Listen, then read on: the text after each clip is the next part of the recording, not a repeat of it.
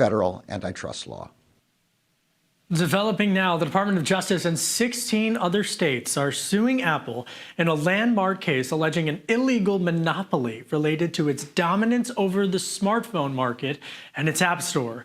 Adam Kovacevich is founder and CEO of the Chamber of Progress. He's here to help break down exactly what the DOJ is accusing Apple of in this blockbuster lawsuit. I guess the first question is, what's at the heart of the DOJ's allegations?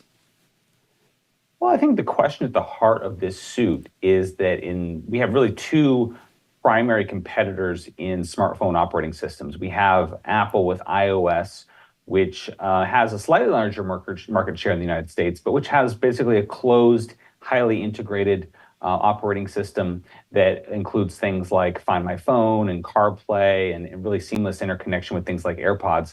And then we have Android, which is a much more open, flexible environment. And in many ways, what this case is doing, if it succeeds, is it would force iOS to look and feel more like Android.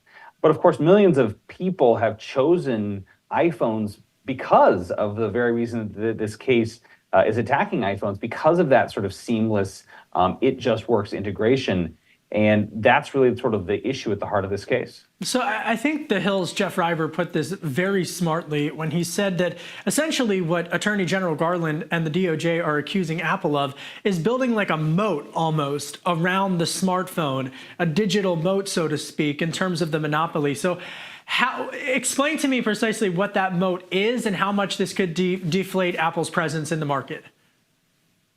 Well, I think that's the argument of the DOJ, that this is that Apple's integration, tight integration with its own services, have given it some kind of impenetrable position in the United States. But again, the fact that really iOS is a very close competitor to Android in this country. It has a larger market share, but it's not by much.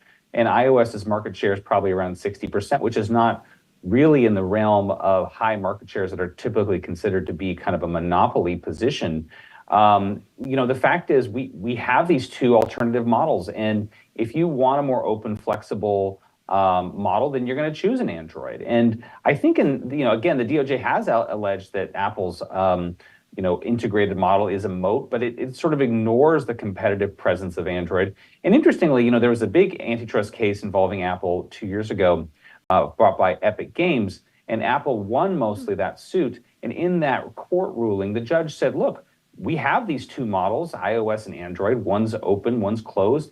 Consumers are choosing between the two. That's great. That's the kind of pro-competitive activity we want to see. And so, in this case, it's kind of, again, going to force iPhones to look more like Androids when we already have that choice available for consumers. So it's kind of baffling. So when you say that, Adam, a lot of folks, I use iPhone. So when you say that an iPhone blue bubble is going to start to look like a green bubble on the Android, what exactly do you mean? What impact could this have on consumers who are utilizing iPhones?